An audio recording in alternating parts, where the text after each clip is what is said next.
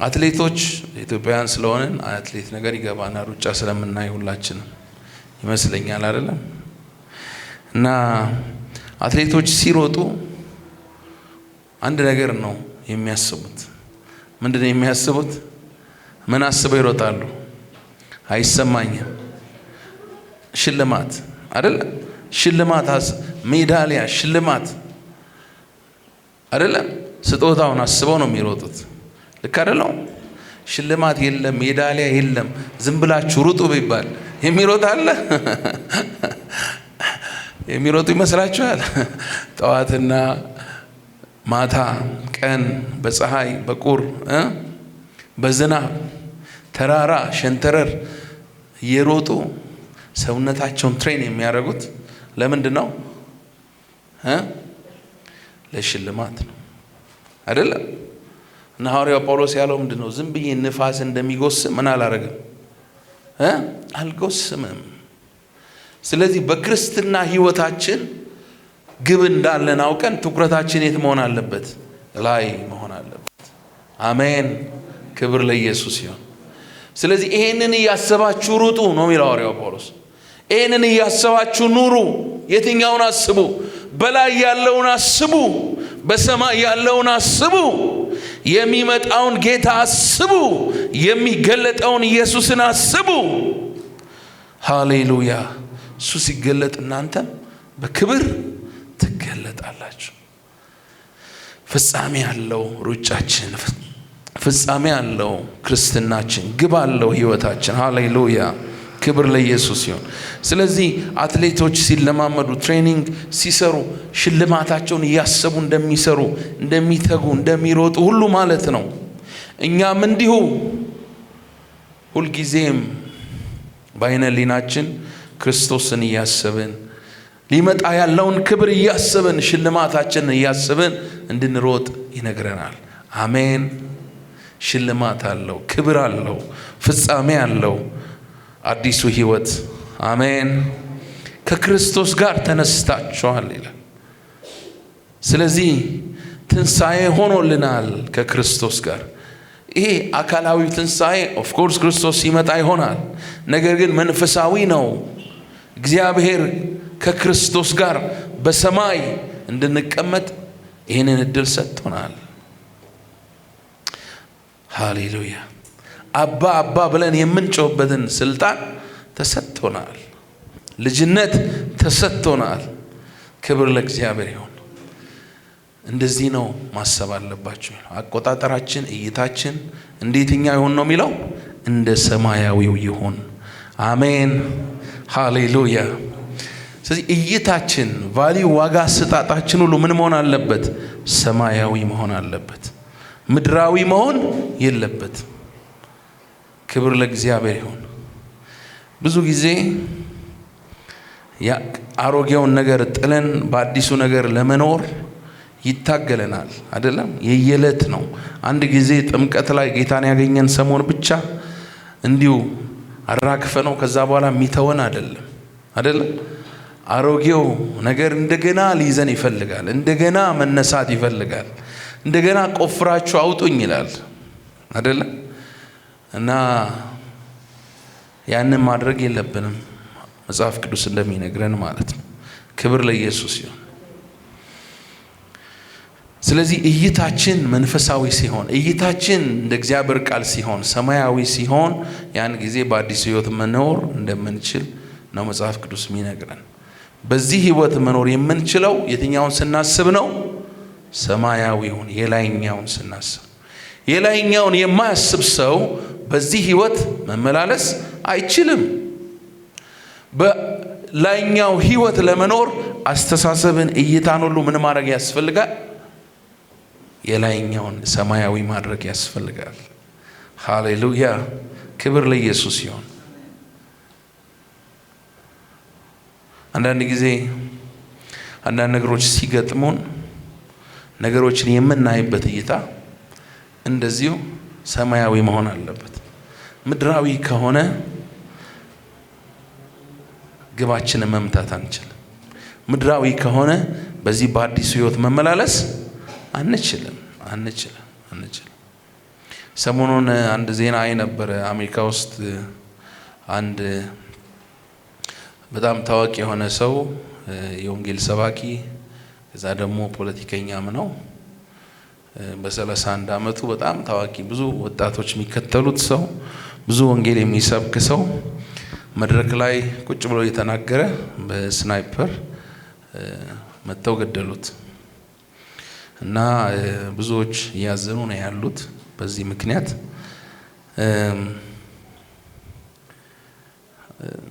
አንድ ነገር ግን ካየሁት በጣም ልቤን የነካው ነገር ምንድነው? የአሜሪካው ፕሬዝዳንት ዶናልድ ትራምፕ ሲናገር እኔ ካቢኔ ውስጥ ሁን ብዬ ለምኜው ነበር አለ። እምቢ አለኝ አለ። ተልእኮዬን ነው የምፈጽመው፣ ማህበረሰቡ ላይ ነው መስራት የምፈልገው አለ። እንግዲህ ፖለቲካሊ ከሱ ጋር ላትስማሙ ትችላላችሁ። የሱን ሐሳብ በዛ አንፃር ልትገዙትም ላትገዙትም ትችላላችሁ። ግን ሰውየው ወንጌልን ባገኘው አጋጣሚ የሚናገር ሰው እንደነበረ ብዙዎች ይመሰክሩለታል። እና የጌታ እስከሆነ ድረስ ሞታችን ምንድነው? ክብር ነው አይደለም? ወደ አባታችን እቅፍ ነው የምንሄደው። ክብር ለኢየሱስ ይሁን። አሜን። ስለዚህ ለህይወታችን የምንሰጠው ዋጋ እንደ መንፈሳዊ ሰው መሆን አለበት። የክርስቶስን መንገድ የክርስቶስን ህይወት አዲሱን ህይወት በመኖር የምንጸና መሆን እንዳለብን ያስተምረናል። ስለዚህ ትልቁ ነገር ዋናው ነገር ደህንነታችን ነው። በክርስቶስ ያገኘነው አዲሱ ህይወት ነው። ስለዚህ እይታችን ሁሉ፣ አመለካከታችን ሁሉ፣ እሴቶቻችን ሁሉ፣ እምነታችንም ሁሉ በአዲሱ ማንነት በሰማያዊ ማንነት መያዝ አለበት ማለት ነው። ቤት ያለውን አስቡ ይላል፣ በላይ ያለውን አስቡ ይላል። እንዴ ይሄ እኮ ቀላል ነገር አይደለም። ቅድም የነገርኳችሁ አይደል እንዴ ዋይት ሃውስ የፕሬዝዳንቱ አማካሪ መሆን ተቀምጦ ጋዜጠኞች ይከበቡት በየጠዋቱ በየማታው ተፈላጊ ሰው መሆን ኖ ይሄን አልፈልግም ብሎ ማለት የተሻለ ነገር ማየትን ይጠይቃል አይደለም? ስለ ሙሴ መጽሐፍ ቅዱስ ሲናገር ምን ይላል? ከእግዚአብሔር ሕዝብ ጋር መከራን መቀበል ምን አረገ ይላል? መረጠ። በግብጽ በፈርዖን ቤተ መንግስት ካለው ደስታ ጮማ ይልቅ ምንን መረጠ? ከእግዚአብሔር ሕዝብ ጋር ምንን መቀበል? ኖ ማለት እንዴት ይቻላል? የተሻለ ነገር ካላየን የዘላለም ህይወት አለ። አሜን። የዘላለም ክብር አለ። አሜን።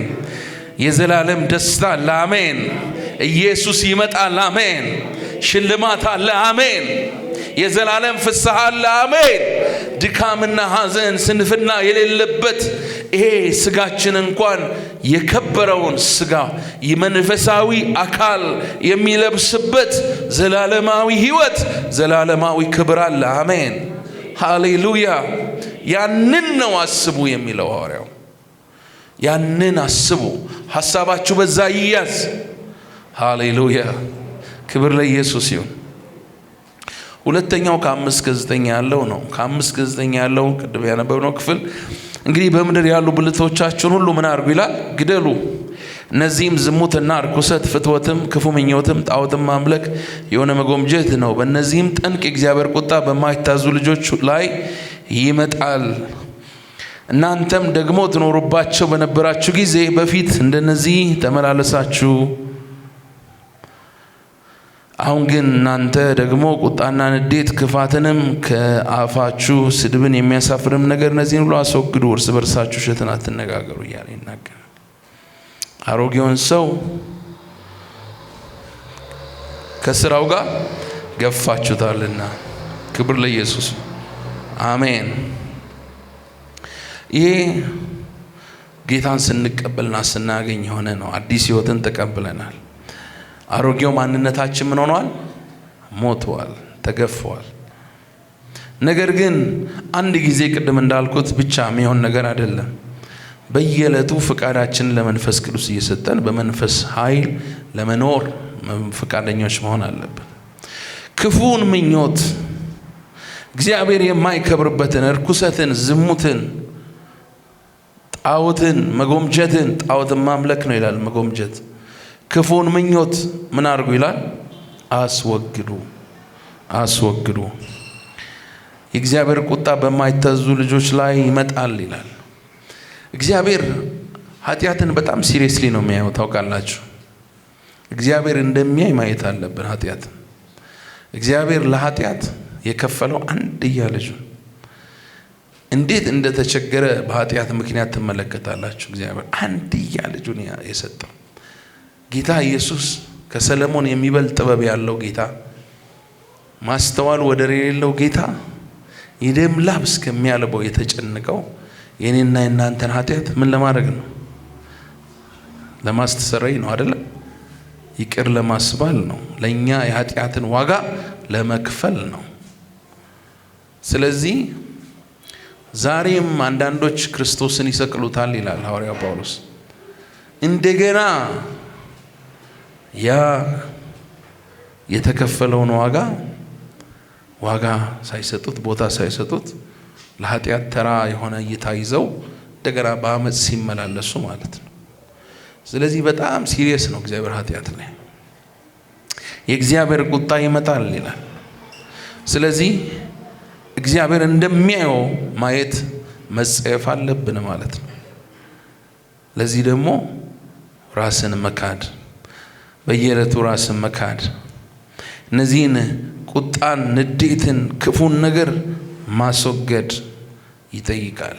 የክርስትናችን ህይወት ዕለት ዕለት አዲሱን ልብስ ለመልበስ ቆሻሻውን ማስወገድ፣ ንዴት፣ ቁጣን፣ ክፋትን፣ አጸያፊ የሆነውን ንግግርን፣ ክፉ ምኞትን፣ ዝሙትን፣ እርኩሰትን ሁሉ ምን ማድረግ? ማስወገድ። እናንተ ደግሞ ትኖሩባቸው በነበራቸው ጊዜ በፊት በእነዚህ ምን አላችሁ ይላል? ተመላለሳችሁ።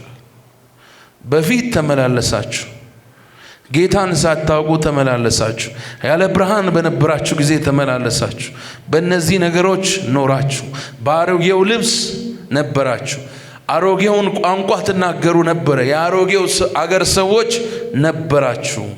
አሁን ግን የአዲስ መንግስት ዜጋ ሆናችኋል፣ የብርሃን ልጆች ሆናችኋል፣ የብርሃን ልብስ ለብሳችኋል። ቋንቋችሁ የተለየ ነው፣ የህይወታችሁ ፍልስፍና ይለያል። አሁን ህይወታችን ማን ሆኗል? ክርስቶስ ሆኗል። ዲሲፕሊን ይጠይቃል አሮጌውን ለማስወገድ። በአዲሱ የህይወት ስርዓት ለመኖር ዲሲፕሊን ስርዓትን ይጠይቃል። ስለዚህ አሮጌውን እግዚአብሔር የማይከብርበትን ክርስቶስ የሌለበትን ህይወት ምን ብላችኋል? ቀብራችኋል። አሮጌው ማንነት ሞቷል። በአዲሱ ልብስ ተመላለሱ። ሃሌሉያ! ክብር ለኢየሱስ ይሁን።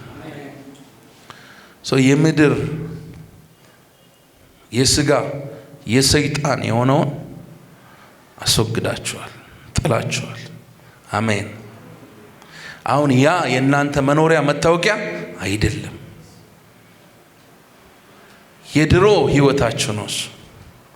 አሁን ግን አዲስ ሆናችኋል። በክርስቶስ የሆነ ሁሉ የአዲሱ ህይወት ዜጋ ነው። አዲሱን ህይወት ለመኖር የተጠራ ነው። ኢየሱስ ህይወት ሆኗቸዋል። ክርስቶስ ህይወት ሆኗቸዋል። ህይወታችሁ ከክርስቶስ ጋር ተሰውሯል ይላል። በእግዚአብሔር ምን ብሏል? ተሰውሯል። ስለዚህ ምን ማለት ነው? ኢየሱስ ምን ብሏቸዋል? ለብሷቸዋል። ኢየሱስንም ደግሞ ኢየሱስ ሸፍኗቸዋል ማለት ነው። ሃሌሉያ! ክብር ለኢየሱስ ይሁን። ስለዚህ በክርስቶስ በኢየሱስ አዲሱን ህይወት ምን አድርጉ? አዲሱን ልብስ ልበሱ፣ አዲሱን ህይወት ኑሩ። ሃሌሉያ! ክብር ለእግዚአብሔር ይሁን። አሜን።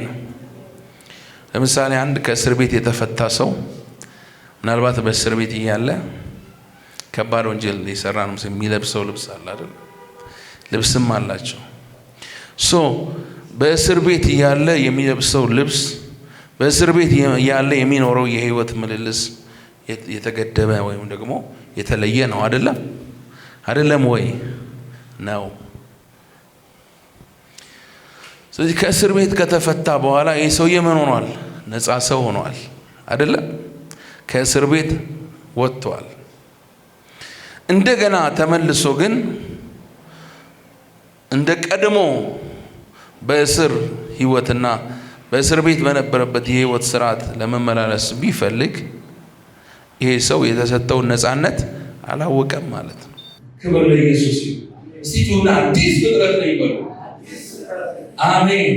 ጨለማ የማይገዛው፣ ክፉ የማይገዛው፣ አጋንንት የማይገዛው፣ ኃጢአት የማይገዛው፣ ስጋ ዓለም የማይገዛው አዲስ ህይወት በክርስቶስ ተሰጥቶናል። አሜን። አዲስ ልብስ ተሰጥቶናል። አሜን። አዲሱን ሰው ለብሰናል። አሜን። ሃሌሉያ። ክብር ለኢየሱስ ይሁን። አዲሱ ማንነት ተሰጥቶናል። ሃሌሉያ። ክብር ለኢየሱስ። ስለዚህ በዚህ ማንነት ኑሩ ነው የሚለው መጽሐፍ። በዚህ ሐሳብ ኑሩ፣ በዚህ ህይወት ኑሩ። አዲሱን ሰው ለብሳችሁ የክርስቶስን ባህሪ ለብሰናል። በየዕለቱ በዚህ ህይወት እንድንኖር መጽሐፍ ቅዱስ ያዘናል። እግዚአብሔር ቃል ይሄንን ያዘናል። ስለዚህ ሐዋርያው ጳውሎስ ምንድን ያስተምረን? አሮጌው ሰውነታችንን እንግፈፍ፣ እንደገና በአሮጌው ህይወት አንመላለስ፣ አዲሱ ሰው እንልበስ፣ የክርስቶስን ባህሪ እንልበስ። በጸሎት እግዚአብሔር ቃል ገዛ፣ በመንፈስ ቅዱስ ኃይል፣ በመንፈስ ቅዱስ ተሞልተን አዲሱን ህይወት መኖር እንችላለን። አሜን። ክብር ለኢየሱስ። ስለዚህ አዲሱን ህይወት አዲሱን ልብስ ያዙ፣ ልበሱ፣ በዚህ ህይወት ኑሩ ነው የሚለው። የመጨረሻው ሀሳብ ያለው መጨረሻዎቹ 2 ቁጥሮች ላይ 10 እና 11 ለዚህ አሮጌውን ሰው ከሥራው ጋር ገፋችሁታልና የተፈጠረውን ምሳሌ እንዲመስል እውቀትን ለማግኘት የሚታደሰውን አዲሱን ሰው ለብሳችሁታል። በዚያም የግሪክ ሰው አይሁዳዊም፣ የተገረዘም ያልተገረዘም፣ አረማዊም፣ አስኩቴም፣ ባሪያም፣ ጨዋ ሰው መሆን አልተቻለም። ነገር ግን ክርስቶስ ሁሉ ነው፣ በሁሉም ነው። አሜን። ክብር ለኢየሱስ። ክርስቶስ ምንድን ነው? ሁሉም ነው። ደግሞስ በአዲሱ ህይወት መመላለስ የሚለውን ዛሬ እንድትል የሚፈልገው። ስለዚህ አሮጌው ምን ብሏል? አልፏል። በምድር ያገኛችሁት የሆናችሁት በምድር ላይ የተሰጣችሁ በምድር ላይ የያዛችሁት ማንነት ብሔር ቢሆን የትኛውም ስታተስ ደረጃ ቢሆን ማንኛውም በዚህ ምድር ላይ አገኘነው የምትሉት ነገር በሙሉ ምን ብሏል? በዚህ ህይወት መኖር አልተቻለም። ምን ብሏል? በክርስቶስ ተውጧል። ሲተውጧል። አሜን። ክብር ለኢየሱስ። ስለዚህ ምንም ልዩነት የለም። የትኛውም መደብ፣ የትኛውም ስታተስ፣ የትኛውም ክፍፍል፣ የትኛውም ልዩነት አሁን በክርስቶስ ምን ብሏል? ተውጧል። በክርስቶስ ውስጥ በአዲሱ ማንነት ውስጥ ምን ተብሏል? ተውጧል። ስለዚህ ምን ማለት ነው? ምን ማለት መሰላችሁ? ጋምቤላውን ስታዩ ጌታን የተቀበለ ወንድም ከሆነ በክርስቶስ ምን ብሏል? ሰው አዲስ አግኝቷል። አዲስ አሜን። ስለዚህ ማንን ታይበታለህ? ኢየሱስን ታይበታለህ። አሜን። አፋሩ በጌታ ከሆነ ማንን ታይበታለህ? ኢየሱስን ታይበታለህ። አሜን። ክብር ለኢየሱስ። ሃሌሉያ።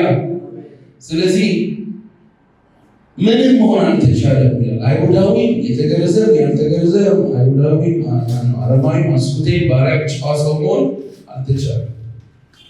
ነገር ግን ክርስቶስ ሁሉ ነው፣ በሁሉም ነው። ክብር ለኢየሱስ። አዲሱን ህይወት ነው የምትኖረው ማለት ነው። ኢትዮጵያዊ ሁን፣ ህንዳዊ ሁን፣ ቻይናዊ ሁን፣ አሜሪካዊ ሁን፣ አዲሱን ህይወት ለመኖር አዲሱ ልብስ መልበስ ይጠይቃል። አዲሱ ልብስ ደግሞ ክርስቶስ ነው። አሜን። የክርስቶስ ባህሪ ነው። አሜን። ክብር ለኢየሱስ። ስለዚህ በዚህ ህይወት እንድንኖር ነው መጽሐፍ ቅዱስ።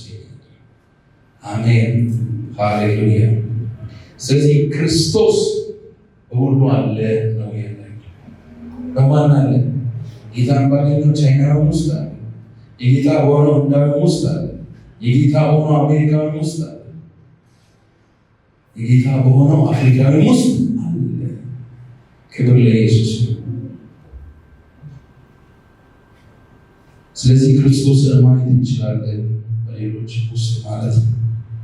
አዲሱን ልብስ የለበሰ ክርስቶስን ያሳያል። አሜን። በባህል ውስጥ ክርስቶስን ያሳያል። በመግባት በመውጣቱ ክርስቶስን ያሳያል። በቤት ውስጥ ክርስቶስን ያሳያል። በቸርች ውስጥ ክርስቶስን ያሳያል። በመስሪያ ቤት ክርስቶስን ያሳያል። በትምህርት ቤት፣ በስራ ቦታ ማንን ያሳያል? ክርስቶስን ያሳያል። ሃሌሉያ። ክብር ለኢየሱስ። ክርስቶስ ሁሉ እግዚአብሔር አምላክ የተመሰገነ። ሃሌሉያ። ስለዚህ መልእክቴን ሳጠቃልል ወገኖች አዲሱን ማንነት እንድንኖር እግዚአብሔር ቃል ይነግረናል። በተግባር ክርስቶስን እንልበስ።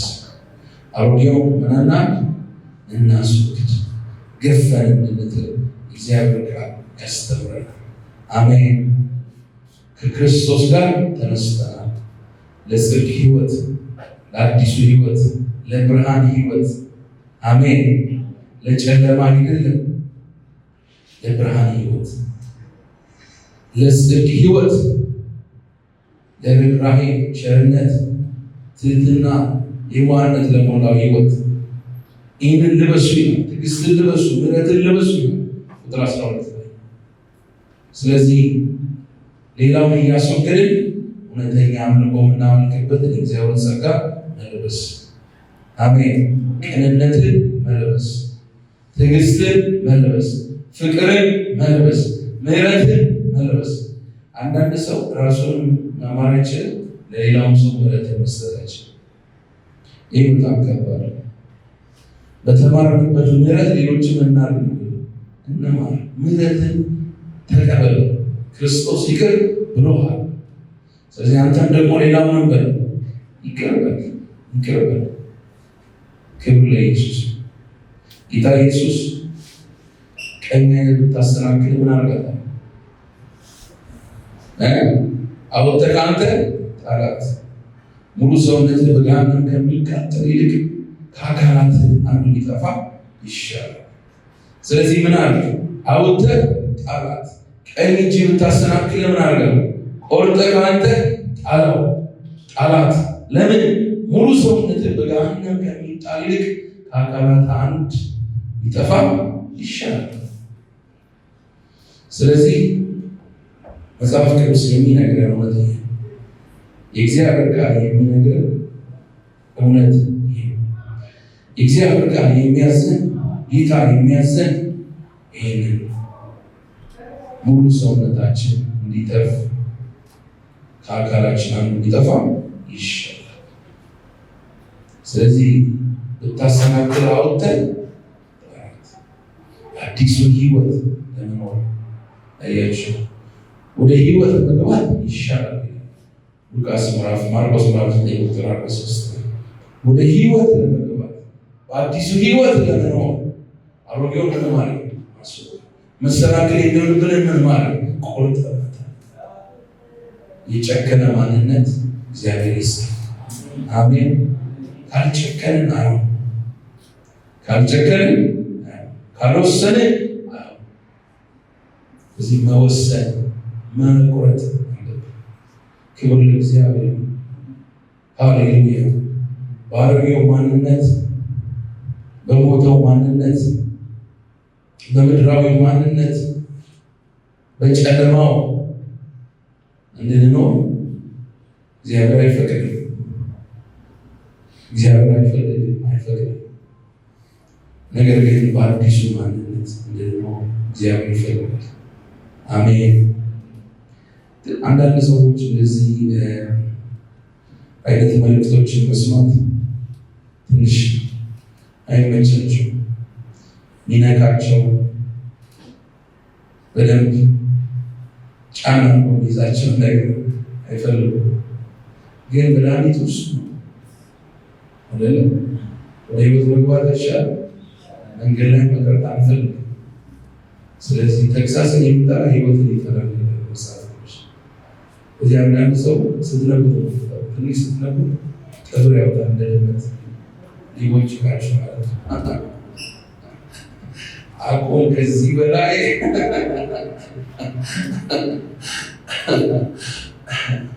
ቀይርብሃለሁ ይላል። እግዚአብሔር ይርዳን። አሜን። እዚያ አልሞተም ማለት ነው። ሰው ብራዘር በጊዜ ሙት፣ በጊዜ ቆርጠት አላረው የሆነ ክብር ለኢየሱስ። ስለዚህ አይናችንን ወደ ማን እናንሳ? ወደ ክርስቶስ። በየቀኑ አሮጌውን እየጣልን አዲሱን መያዝ፣ በየሰዓቱ አሮጌውን እየገፈፍን አዲሱን መልበስ። ሃሌሉያ! በአዲሱ ልብስ፣ በአዲሱ ማንነት በኢየሱስ ሕይወት እንድንኖር ተጠርተናል። በራሳችን ልብስ በማን? በኢየሱስ። እስቲ በኢየሱስ ሕይወታችሁ ኢየሱስ ነው ማለታችሁ ቁጥራላት ሕይወታችሁ የሆነ ክርስቶስ ነው። ክርስቶስ ምናችን ነው? ምናችን ነው? የሚል ጨርስ። ኢየሱስ ምናችን ነው? እስቲ ጩና ሕይወታችን ነው። ሁሉም ሰው ጩና ሕይወቴ ነው ይበል። አሜን። ክብር ለኢየሱስ። ሕይወት ማለት ምን ማለት ነው? ሕይወት ማለት አንድ ሰው ሞተ የምንለው ምን ሲሆን ነፍስና ስጋው ሲለይ፣ ሌላስ በፊት ያደረገው የነበረው ነገር ማለት የማይችል ሲሆን አይደለም። መናገር፣ መሄድ፣ መብላት፣ መጠጣት፣ መስራት፣ መተንፈስ፣ ማየት፣ ሪያክት ማድረግ አይችልም። ስለዚህ ሕይወት ብለን ስን እነዚህ ነገሮች ሁሉ የያዘ ነው አይደለም። መጽሐፍ ቅዱስ ደግሞ ሕይወት የሚለው አዲሱ ሕይወት ማንን ነው? ኢየሱስን። የኢየሱስ የሆነ ባህሪ፣ የኢየሱስ የሆነ ሕሳቤ፣ የኢየሱስ የሆነ ትምህርት፣ የኢየሱስ የሆነ ቃል ሃሌሉያ በእኛ ሲበዛ፣ ሃሌሉያ መንፈሱ በእኛ ሲታይ፣ ክብሩ በእኛ በሙላት ሲገለጥ፣ ይሄ ነው ሕይወት። ሃሌሉያ። አሮጌው አይደለም አዲሱ። አሮጌውን ግፈፍ በሉት፣ አጠገባቸው ያለውን ሰው አዲሱን ልበስ በሉት። አሜን። አዲስ ዓመት ላይ አይደለም ያለ ነው። አዲሱን እየለበስን ክርስቶስን እየመሰልን እንድንሄድ ተጠርተናል። ከክብር ወደ ክብር። ማንን እየለበስን? አዲሱን። አሮጌው ምን እየሆነ? እየተጣለ፣ እየተገፈፈ፣ እየወደቀ፣ አዲሱ በእኛ እየበዛ እየታየ እንድንኖር ተጠርተናል። አሜን። ክብር ለኢየሱስ ይሁን። ስለዚህ አሮጌውን ልብስ አወጣለሁ የሚል በደንብ አሜን። አዲሱን ልብስ ክርስቶስን እለብሳለሁ የሚል በደንብ አሜን። ክብር ለኢየሱስ ይሁን። አዲሱን ልብስ ሳንለብስ መሮጥ አንችልም። ይህንን ሕይወት መኖር አንችልም። አዲሱን ሕይወት ለመኖር አዲሱን ልብስ መልበስ፣ ሰማያዊ እሳቤን መያዝ፣ ሰማያዊ ምልከታን መያዝ፣ ሰማያዊ እምነትን መያዝ ይጠይቃል። አሜን። የእግዚአብሔር ጸጋ ለሁላችን ይብዛ። እንጸልይ።